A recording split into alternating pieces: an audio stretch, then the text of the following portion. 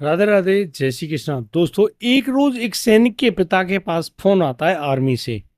वो लोग बताते हैं कि आपके बेटे मनीष का एक्सीडेंट हो गया है और अभी वो बात कर रहा है, सुरक्षित है। पिता उससे पूछते हैं कि भाई, उसको ज्यादा चोट तो नहीं लगी? तो यहाँ आर्मी की तरफ से बता दिया गया कि वो अभी बोल रहा है, बात कर रहा है, उसको ज्यादा चोट नहीं लगी है। पिता ठंडी आहतो भरते हैं। अचानक से उनका फोन फिर बज उठता है करीब 10 मिनट बाद।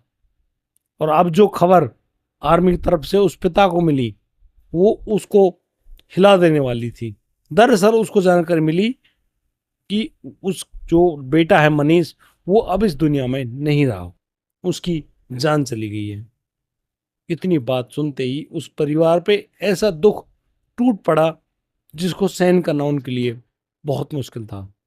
लेकिन दोस्तों, वह बेटा गया तो सही, वही बेटा फिर दोबारा से उसी घर में जन्म लेता है। उसी तारीख को जन्म लेता है जिस तारीख को वो पहले जन्मा था। और तो और उसका नाम भी वही रखा जाता है, मनीष, जो कि पहले था। यानी कि एक फौजी व्यक्ति, जो फौजी लड़का है मात्र 24 साल का, उसकी एक हादसे में जान चली जाती है, लेकिन वही बच्चा दोबारा से उसी माँ की कोख से पुनर्जन्म लेता है और आज भी वही बातें करता है कि वो फौज में जाएगा, उसको फौजी बनना है। वो अपनी बहन के साथ रहना चाहता है, वो अपने माता पिता के साथ रहना चाहता है। और आज इस समय वो लड़का 13 साल की उम्र में मौजूद है हमारे इसी भारतवर्ष में। क्या आप इस कहानी को सुनना चाहेंगे? यदि आप इस कहानी को सुनना चाहते हैं तो मुझे प्यारा सा कमेंट जरूर कर दें। और आगे यदि आपको ये वीडियो अच्छी लगी तो मुझे लाइक जरूर कर देगा, क्योंकि ये मेरे लिए आपका बहुत बड़ा आशीर्वाद होगा। तो दोस्तों, बिल्कुल भी समय नहीं गवाऊंगा, पूरी कहानी आपको बताऊंगा। और ये कहानी ना केवल आपको चौंकाएगी, बल्कि आपको सोचने के लिए मजबूर कर देगी कि क्या ऐसा संभव है। दोस्तों, मैं आज आपको लेकर चलता हूं देवभूमि उत्तराखंड। उत्तराखंड एक ऐसी जगह, हिमालय की गोद में बसा हुआ एक ऐसा राज्य जहां पर बहुत लोग पहाड़ों पर रहते हैं। एक जगह है पौड़ी गढ़वाल। वहां पर एक गांव होता है जिसका नाम सनाल है। पहाड़ी गांव है। उस गांव का रहने वाला वो बच्चा, जिसकी उम्र होती है 24 साल, नाम होता है मनीष। मनीष जो कि आरसीसी कमांड की जेई के पद पर तैनात एक फौजी है। और जब पहाड़ों पर एक रोड टूट गया था, उसको ठीक करने के लिए वो लोग वहां पर गए। लेकिन वहां पर अचानक से पहाड़ नीचे की तरफ धसकने लगता है। वहां पर जो ट्रैक्टर ट्रॉली थे, उनके नीचे 3 लोग फंस गए थे। उन तीनों लोगों को बचाने के लिए मनीष ने पूरी तत्परता दिखाई और खुद उस ट्रॉली को साइड में करने के लिए उनके साथ जुट गया। उन तीनों साथियों की जान तो बचाई, लेकिन खुद खुद उस हादसे में मारा गया, क्योंकि उसका शरीर बहुत बुरी तरह से क्षतिग्रस्त हो गया था। यहां आर्मी ने उस परिवार को सूचना तो दी, लेकिन बाद में बता दिया कि अब उनका जो बेटा है मनीष, जो कि उनका इकलौता बेटा है, एक बहन है उनकी, उनकी शादी हो चुकी है। अब आप सोचिए, वो इकलौता बच्चा जब उसके बारे में ये पता चले कि वो अब इस दुनिया में नहीं रहे, तो उसके परिवार पर क्या बीतेगी। सन 2012 में मनीष की जान चली जाती है। मनीष मर तो गया, लेकिन अपने परिवार को वो दर्द, वो कष्ट देकर गया जो कि उस परिवार को रह रहकर सता रहा था। अब आप सोचिएगा जरूर कि एक 42 साल की मां, एक 45 साल का पिता अपने बेटे को खोने के गम को कैसे सहन करेंगे। वो बड़े परेशान हुए, बड़े मायूस हुए। और दोस्तों, ये कहानी ऐसी है, ये कहानी किसी के साथ यदि होती है, उसको अंदर तक तोड़ देती है। क्योंकि हम जो कुछ भी कर रहे हैं, कमा रहे हैं, खा रहे हैं, अपने परिवार के लिए ही तो कर रहे हैं, किसी और के लिए थोड़ी कर रहे हैं। और बस इसीलिए उस परिवार पर दुखों का पहाड़ टूट पड़ा। मनीष तो अब इस दुनिया में नहीं रहा, लेकिन मनीष की जो यादें हैं, वो अब इस दुनिया में आकर उसकी बहन को, उसके यार दोस्त को, उसकी भतीजी को सपने में आकर जगाती, उससे कहती, अरे मैं कहीं गया नहीं हूं, मैं तो तुम्हारे साथ हूं। तुम्हारे अपने साथ हूं, परेशान क्यों होते हो। और दोस्तों, हुआ कुछ ऐसा कि जो मनीष की मां थी शांति देवी, फिर से प्रेग्नेंट हो गई, 42 साल की उम्र में प्रेग्नेंट। और उन्होंने ये खबर अपनी बेटी को दी, किसी और को नहीं बताया, और वो अपने घर के अंदर रहने लगी। लेकिन दोस्तों, यहां पर ये सब हुआ तो सही, तारीख आती है 11 सितंबर की, जो कि मनीष का जन्मदिन हुआ करता था जिस तारीख को। और उसी तारीख को उस मां शांति देवी ने अपने दूसरे बेटे को जन्म दिया। बेटा बिल्कुल हूबहू ऐसा ही जैसा कि वो मनीष था, बिल्कुल नाक नक्श हर चीज एक जैसी। इस पूरे मामले ने उस परिवार को थोड़ी सी शांति तो दी, लेकिन वो शांति नहीं दी कि वो वही मनीष है क्या। लेकिन वो छोटा सा बच्चा घूर घूर कर अपनी माँ की आंखों में देखा करता, उससे बातें करने की कोशिश करता, उसके आंसुओं को पहुंचने की कोशिश करता। और शायद इसी एवज में वो 42 साल की महिला शांति देवी अपने छोटे से नन्हे से प्यारे से बच्चे को दुलार किया करती। उन पति पत्नी ने उस छोटे से बच्चे का नाम भी मनीष पटवाल रखा। और फिर उन परिवार को एक सूचना मिलती है दिल्ली से।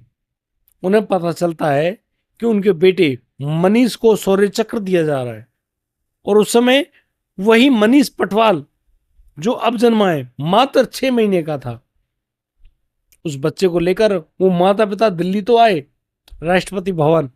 यहां आने के बाद उन्होंने मनीष के लिए वो शौर्य चक्र तो लिया, लेकिन क्या ये शौर्य चक्र उस मनीष को मिला है जो कि शहीद नहीं हुआ? वो तो फिर से जन्म लेकर आ गया। इसलिए मैं कह रहा हूं कि ये कहानी वाकई में चौंकाने वाली है। अब ये छोटा सा जो मनीष है, इसके बारे में बहुत सारे ऐसे किस्से हैं जो कि सपने में आकर ये बताया करता था।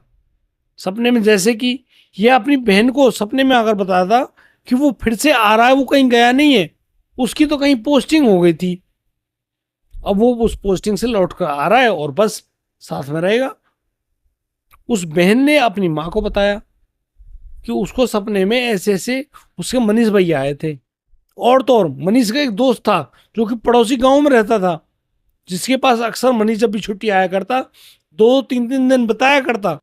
वो दोस्त एक रोज उस शांति देवी के घर में आता है और उससे कहता है, आंटी जी, मनीष घर आया था क्या?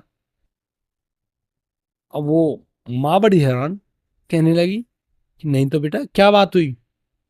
नहीं वो आंटी, मुझे ये तो पता है कि मनीष रहे नहीं, वो शहीद हो गए, लेकिन वो मेरे सपने में आकर अक्सर मुझसे ये कहते हैं कि मैं आऊंगा दोबारा, तेरे पास आऊंगा, तुझसे मिलकर जाया करूंगा। क्या वो तुम्हारे पास आ गया है? और वो प्रेग्नेंट माँ कैसे बताए कि उसके पेट में पल रहा जो शिशु है वो वही तो मनीष है। लेकिन यहां पर उस माँ को भी नहीं पता। दोस्तों, एक रोज तो उनके घर में वो छोटी सी गुड़िया जो कि मनीष की भतीजी लगती थी, छोटी सी गुड़िया करीब होगी 4 साल की, वो एक दिन शांति देवी के पास आती है। उसको कहती है, अम्मा पता है भैया आएंगे। क्यों मनीष को वो प्यार से भैया कहती थी, लगते तो उसके चाचा थे, लेकिन वो भैया बोला करती, ओ भैया आएंगे, मुझसे कह रहे थे, मुझसे वादा कर गए, प्रॉमिस। वो बच्चे की बात है, महज एक कल्पना हो सकती है, लेकिन इस दायरे में नहीं कि कोई भी सिर्फ उनको कल्पनाएं मान ले। और फिर जब मनीष पटवाल का जन्म हुआ तो सारी सच्चाई सामने आ गई, क्योंकि अब ये बच्चा धीरे धीरे बड़ा तो हो रहा है, लेकिन ये अपनी माँ से वही सब बातें कहने लगा जो कि मनीष कहा करता। मनीष बताया करता कि ऐसे ऐसे क्या बात है, कैसी बात है। यहां उस परिवार को जब ये मालूम चलता है कि उसके बच्चे का एक्सीडेंट हो गया, तो क्या वो पहाड़ में फंस गया था, क्या हुआ था उसके साथ, ऐसी कोई खबर उनको मिली नहीं। और उन्होंने जब उस बच्चे से, जो मनीष पटवाल, उससे पूछा कि भाई उस दिन हुआ क्या था, तो उसने बताया कि घर रोड का रिपेयरिंग का काम चल रहा था, ट्रॉली खड़ी थी, ट्रॉली लोड थी, तभी अचानक से पहाड़ खिसकने लगा। और उस पहाड़ के खिसकने में उस ट्रॉली के नीचे 3 मजदूर फंस गए, उसके साथी थे। उसने तुरंत उनको बचाने की पूरी कोशिश करी, जान लगा दी, और इसी जान लगाने में उसने उन तीनों को निकाल तो दिया, लेकिन ट्रॉली का एक हिस्सा उस मनीष के पेट को फाड़ कर ले गया। और वो घाव इतना भयंकर था कि मनीष कुछ देर में वहां पर अपना शरीर, अपना दम तोड़ दिया। अब जाकर उस माँ को तसल्ली हुई कि उसका बेटा व्यर्थ में नहीं मरा है, वो 3 जानों को बचा कर गया है। इसीलिए उसको शौर्य चक्र मिला, यूं क्योंकि वो एक वीर था, वो एक शहीद था, कोई ऐसी आम फौजी नहीं। एक वाकई में बहुत गजब का JE, junior engineer in RCC road making. अब आप सोचिए कि वो बच्चा मात्र 6 साल का जब इन बातों को बताया करता है तो परिवार वाकई में हैरान हो जाता है। लेकिन यह परिवार भी इतना अच्छा भागवतिक है, वो अपने गुरुदेव को, अपने भगवान को मानता और कहता है ये हमारे और आपके बस की बात नहीं, ये तो उनके बस की बात है जो ये सब कर रहे हैं, जो ये सब करते रहे हैं और जो ये सब कर सकते हैं, क्योंकि ये हमारे सामर्थ्य की बात नहीं, ये तो सामर्थ्य की बात है भगवान की। दोस्तों, वो लड़का आज भी पौड़ी गढ़वाल के उस गांव में जीवित है, पढ़ाई कर रहा है और करीब करीब वह लड़का 9वीं क्लास में पढ़ रहा है। और मैं आपको ये बता दूं कि उस बच्चे का आज भी सपना यही है कि वो फौजी बनेगा, और ऐसे फौजी बनेगा जैसे उसका भाई था। लेकिन उस तरीके से उस लड़के की जो मौजूदगी है वो आभास कराती है कि वह जो वही मनीष है जो मनीष पहले इस दुनिया को छोड़कर जा चुका था। और दोस्तों, मैं आपको पौड़ी गढ़वाल की एक बात और बता दूं, यहीं पर एक जसवंतगढ़ नाम की एक जगह है, और वो सिर्फ जसवंतगढ़ के नाम से प्रसिद्ध नहीं, दरअसल वो नाम अलग था, लेकिन एक फौजी की शहादत ने उस गांव का नाम तब्दील कर दिया, उसको जसवंतगढ़ बना दिया। जसवंत सिंह एक ऐसे अदम्य साहस वाले फौजी थे जिन्होंने सीमा पर लड़ते हुए अपने प्राण तो गंवाए, लेकिन उनकी मौजूदगी आज भी सीमा पर उपलब्ध, मतलब महसूस की जा सकती है। अब जब भी कभी जाएं और वहां जसवंत सिंह की जो रूह है, जो कि आज भी उस सीमा की रक्षा करने में जुटी हुई है, और जब भारतीय सेना ने जसवंत सिंह की मौजूदगी महसूस करी, तब से जो भारतीय सेना है उस जसवंत सिंह की पदोन्नति करती है, उसकी रैंक भी बढ़ाती है। वो मौजूद नहीं है लेकिन उसकी रैंक भी बढ़ती है, उसकी तनख्वाह बढ़ती है, और उसकी तनख्वाह उसके परिवार को बाइज्जत सौंपी जाती है, उसको सब कुछ मिलता है, लेकिन उसको अभी तक रिटायरमेंट नहीं मिली है। ऐसी है हमारी देवभूमि, ऐसा है हमारा हरिद्वार, ऐसा है हमारा वो जो उत्तराखंड, जहां पर हर जगह हर लम्हा भगवान शिव की कृपा साफ अक्षरों में, साफ तरीके से देखी जा सकती है। क्या आपके घरों में भी कुछ ऐसे जो उदाहरण मौजूद हैं?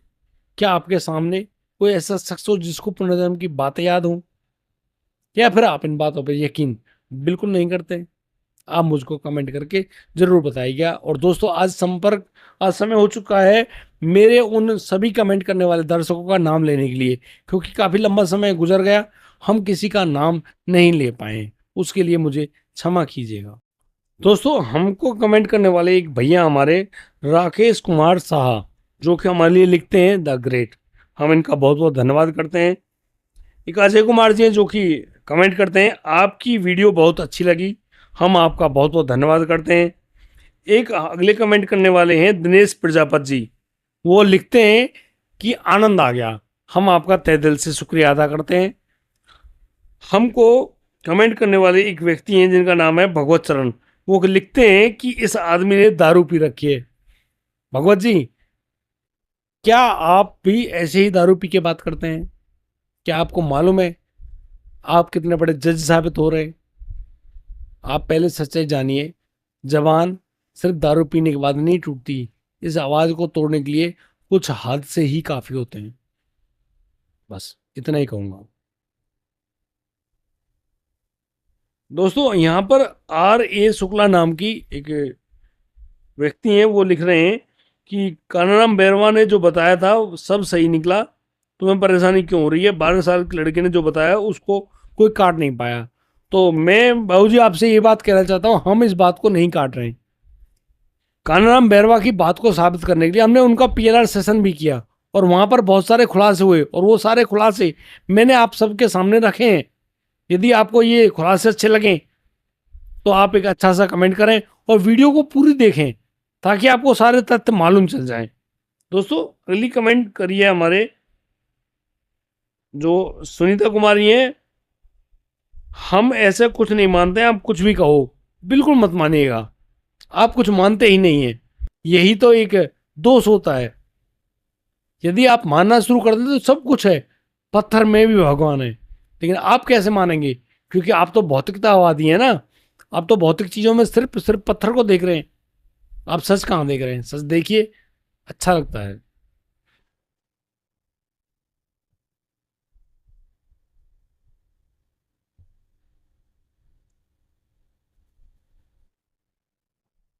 दोस्तों यहाँ GQN नाम के एक शख्स हैं जिन्होंने बहुत बड़ी कमेंट लिखी है, उसको मैं पढ़ना चाहूंगा। इसमें लिखा है, शुक्राचार्य असुरों के गुरु थे और पर्सिया में असुरों को ही पूजा जाता था। आज भी चेक कर लें, सभी मुसलमान अरब या असुरों की ही पूजा होती है और देवताओं को दुश्मन मानते थे। असुर की राक्षस असुर कोई राक्षस नहीं होते। शंकर को इसलिए पूरी दुनिया पूजती है क्योंकि उन्हें ही मानव का सबसे पहले गुरु माना गया। सभी सिविलाइजेशंस के गुरु हैं भगवान शिव। भगवान जैसी कोई चीज नहीं होती है। शिव शंकर एकमात्र ऐसी शक्ति हैं जो ब्रह्मांड को समझते थे, ज्ञान बांटते थे। शिव ही सत्य है। मानव सबसे पुराना शब्द है इंसानों के लिए। मानव से मनुष्य और मैन बना है। मुझे लगता है आप बड़े ज्ञानी हैं, मैं आपकी बात की कोई काट नहीं करूंगा। आपने अपने ज्ञान के अनुसार जो कुछ भी कहा बिल्कुल सत्य कहा है।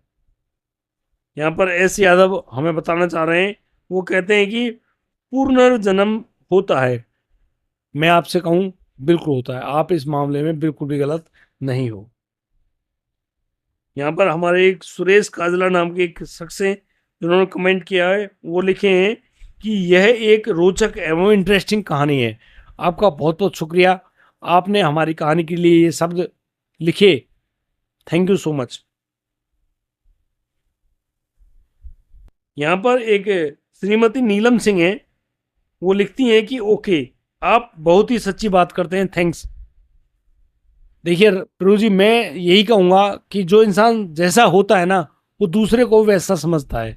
इसलिए आप अच्छे हैं, इसीलिए आप अच्छी बातें कर रहे हैं और हम आपकी इन बातों का स्वागत करते हैं। बहुत बहुत धन्यवाद आपका।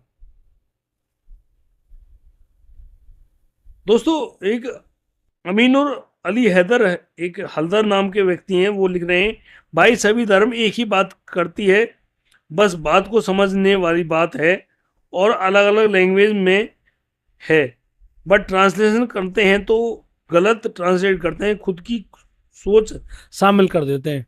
ये मेरे भाई आपने सही कहा है। जैसे कि बहुत से लोग हैं, अब कुरान पाक को हर किसी ने ट्रांसलेट नहीं किया, और जिसने भी ट्रांसलेट किया उसने अपने शब्द उसमें जोड़ दिया, अपना ज्ञान पेल दिया, और उसी ज्ञान के चलते लोग एक दूसरे से नफरत करने में जुटे हुए हैं। क्या नफरत करना आपके शास्त्र में लिखा हुआ है क्या? बिल्कुल भी नहीं लिखा। आपने कुरान कहाँ पढ़ी है? आप कुरान का जब ट्रांसलेशन करते हैं तो आप कुछ भी लिख देते हैं, और बस और लोगों को अंधभक्त कहने वाले आप जो उन बातों पर यकीन करते हैं, तो आप कौन से भक्त हैं भाई? आप गंध भक्त हैं या कुछ और? भगवान जाने आपका। हम तो ये कहते हैं खुदा ऐसे इनकी बुद्धि पर रहमत करे, उन दिमाग को बनाए रखें वो लोग। दोस्तों यहाँ पर मैं एक गिद्दा पांजी हैं, वो लिखते हैं कि sir, many unknown strangers from corners of India and my state are claiming I am पुनर्जन्म of Akbar and Prithviraj Chauhan. My identity is confidential. Entire India received many news only in divine time. I don't have remember anything, but this guy remember everything. People are praising for my arriving, for establishing drama in country. ये drama नहीं लिखा है इन्होंने, धर्मा लिखा है। तो गिद्दा पंजिस जो भी हैं आप, आपने बहुत अच्छा प्रयास किया है, और कौन कैसा है उसके लिए मैं ज़्यादा कुछ नहीं कह सकता। हमको कमेंट करने वाले हैं पंकज चौधरी नाम की आईडी है इनकी, लेकिन यहाँ पर हैं यूपी से बबीता हापुड़ से मैसेज, हमको रोजाना मैसेज करती हैं, हम इनका तहे दिल से धन्यवाद करना चाहते हैं। मनीषा रणदीवे वो लिखती हैं, कहानी अच्छी है लेकिन साइंटिफिकली प्रूव होना चाहिए तभी दुनिया विश्वास करेगी। तो मैं मनीषा जी एक बात कहूं, दुनिया को यकीन दिलाने के लिए यदि व्यक्ति मर भी जाए ना, तो भी दुनिया को यकीन नहीं होता। क्यों नहीं होता? उसके पीछे एक कारण है कि लोग सिर्फ भौतिकतावादी हैं, जो दिख रहा है उसको सत्य मानते हैं, जबकि ये एक दिन नष्ट हो जाना है, ये सत्य नहीं है। आज पंखा चल रहा है, कल पंखा नहीं चलेगा। आज लाइट आ रही है, कल लाइट नहीं आएगी। जब लाइट नहीं आएगी तो क्या वो पंखा चलेगा? इसलिए चलता हुआ पंखा असत्य है, जलती हुई लाइट असत्य है, क्योंकि उसके अंदर बिजली है तो वो जलेगी, नहीं तो वो मिट जाएगी। पहाड़ जिनको पत्थरों को बम लगाकर तोड़ा जा रहा है, कल वो पहाड़ थे, आज वो नहीं है। इसलिए ये सब सत्य नहीं है। सत्य को साबित करने के लिए हृदय का पवित्र होना बेहद जरूरी है। बाकी आपने अच्छी कमेंट मुझे भेजी है, उसके लिए आपका तहे दिल से धन्यवाद। और दोस्तों आज के लिए सिर्फ इतना ही, लेकिन हाँ, एक एक और कमेंट है। ये लिख रही हैं अमीषा पटेल जी, और जो हमारी कहानियों को सुनती हैं लेरिस्टर से। लेसिस्टर एक जगह है विदेश में, वो यहाँ हमारी कहानियों को सुनती हैं, और उन्होंने लिख के भेजा है नाइस कहानी भैया फ्रॉम लेसिस्टर। तो अमीषा पटेल जी का मैं तहे दिल से धन्यवाद करता हूँ। दोस्तों आज मैं सिर्फ इतनी कमेंट लूँगा, और कल मैं फिर यहाँ से शुरू करूँगा कमेंट लेना। और मैं फिर उन सभी दर्शकों का धन्यवाद करना चाहूँगा। राधे राधे, जय श्री कृष्ण।